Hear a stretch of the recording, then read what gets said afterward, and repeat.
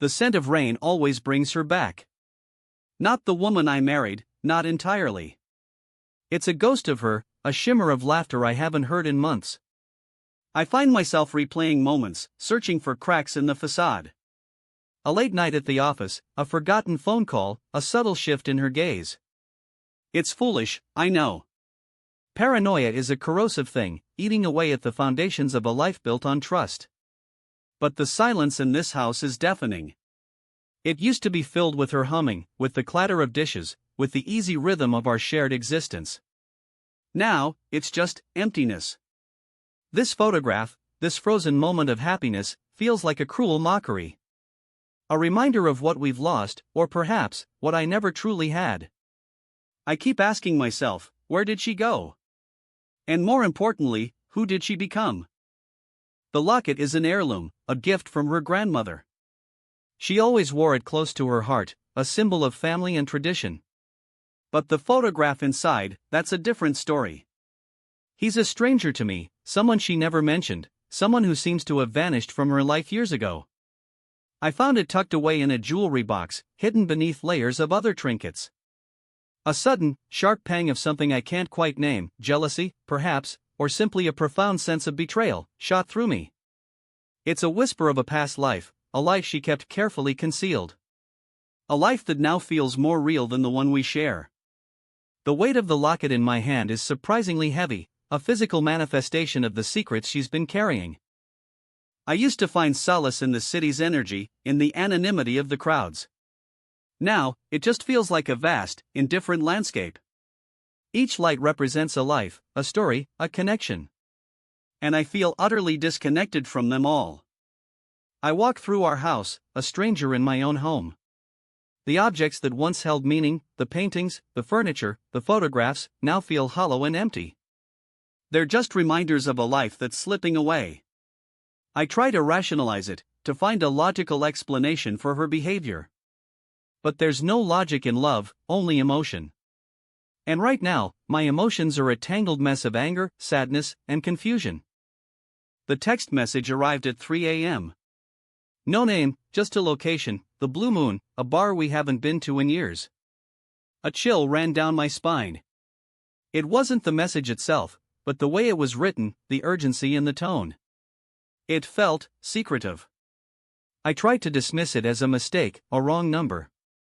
But a nagging doubt persisted. I started replaying our conversations, searching for clues, for hints of something hidden. Had I been blind to the signs all along? The Blue Moon, it's where we had our first date, where we shared our dreams and aspirations. Now, it feels like the beginning of the end. She's always been a creature of the city, drawn to its energy and its anonymity. But tonight, she seems lost in thought, distant and preoccupied. I catch her staring out the window, her gaze fixed on the distant lights. It's as if she's searching for an escape, a way out of the life she's built. I want to reach out to her, to ask her what's on her mind, but I hesitate. I'm afraid of what I might find. Afraid of the truth. The city lights seem to mock me, their brilliance a stark contrast to the darkness that's encroaching on our lives. I can't sleep. My mind races, replaying every moment, every conversation, every glance. I'm consumed by doubt, by suspicion, by a growing sense of betrayal. I feel like I'm losing my grip on reality, that I'm teetering on the edge of a breakdown. I try to distract myself, to occupy my mind with work, with chores, but nothing seems to work. The silence in the house is suffocating, amplifying my anxieties. I feel like I'm suffocating, trapped in a web of deceit and lies. The Blue Moon. It's not the place for happy memories. It's a place of shadows and secrets, of whispered conversations and hidden desires. The air is thick with the scent of stale beer and regret. I ordered a whiskey, neat. It burns going down, a fitting metaphor for the pain in my chest. I watch the other patrons, their faces blurred and indistinct. They seem to have a story, a connection, a life. And I feel utterly alone. I'm waiting. Waiting for her. Waiting for answers. Waiting for the truth to finally surface. She arrived exactly on time, her face pale and drawn. She looked different. More vulnerable, more exposed. I couldn't quite read her expression. Was it fear? Guilt? Or something else entirely? She avoided my gaze, her eyes darting around the room. The silence between us was thick with unspoken words, with secrets and lies. I felt a surge of anger, a burning desire to confront her, to demand answers. But I held back, afraid of what I might discover. The tears welled up in her eyes, unexpected and heartbreaking. They streamed down her cheeks, silent and unstoppable. She didn't try to wipe them away, didn't offer any explanation. Just let them fall. And in that moment, I saw the truth. I saw the pain she'd been carrying, the burden she'd been bearing. It wasn't about me, not entirely. It was about her. About a life she'd been desperately trying to escape. Why? The question ripped from my throat, raw and painful. She didn't answer, just looked down at her hands, twisting her fingers nervously. The silence stretched between us, heavy and suffocating. I wanted to scream, to lash out, to demand an explanation. But I couldn't. I was paralyzed by the shock, by the betrayal. I made a mistake, she finally whispered, her voice barely audible. A mistake? That's all she could call it? A mistake that had shattered our lives. I reached out and touched her hand, tentatively, hesitantly. It was cold, clammy. A stark contrast to the warmth I'd always associated with her. The touch was a plea, an attempt to bridge the gap between us, to recapture what we'd lost. But it was too late. The damage was done. The trust was broken. The love was gone. And all that remained was the bitter taste of betrayal. The house feels empty now, devoid of life and warmth. The silence is deafening, broken only by the occasional creak of the floorboards. I wander through the rooms, tracing the outlines of our memories, of our shared experiences. Each object, each corner, holds a ghost of the past.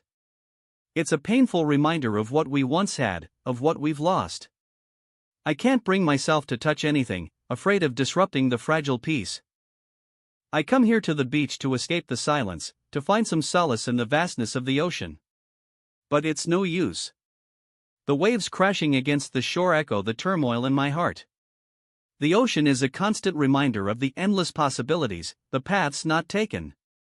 I feel like I'm adrift, lost at sea, with no land in sight. I found this photograph tucked away in a drawer, a relic from a happier time. A time when our love felt boundless, when our future seemed limitless. We were young, carefree, and full of hope. We had dreams, aspirations, a shared vision for the future. Now, it feels like a cruel joke, a reminder of what we've lost. I don't recognize the man staring back at me in the mirror. He's a stranger, haunted by regret and sorrow. The years have taken their toll, etched lines of worry and disappointment on his face. I see the pain in his eyes, the weariness in his posture. I see the ghost of the man I once was, the man who believed in love and happiness. She hasn't spoken much since everything happened. She's withdrawn, distant, lost in her own world. I try to reach out to her, to offer comfort, but she deflects my attempts. She keeps her distance, building a wall around herself. I understand, to a certain extent. She's trying to protect herself, to shield herself from further pain. The city at night feels like a labyrinth, a maze of shadows and secrets. Each street corner holds a memory, a ghost of a moment we shared. I walk without purpose, aimlessly wandering through the darkness. Trying to outrun the pain, but it follows me, a relentless shadow. The rose. I left it on the table, a symbol of our love, a reminder of what we've lost.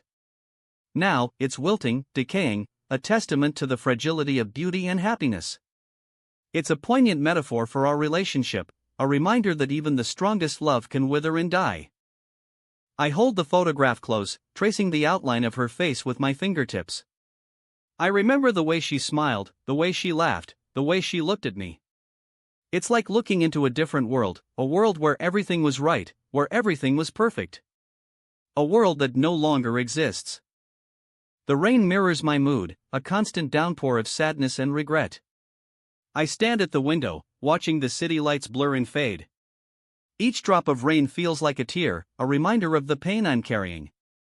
I feel utterly alone, adrift in a sea of sorrow. I wonder if she ever thinks of me, if she ever feels a flicker of remorse. The verdict. It hangs in the air, heavy and suffocating.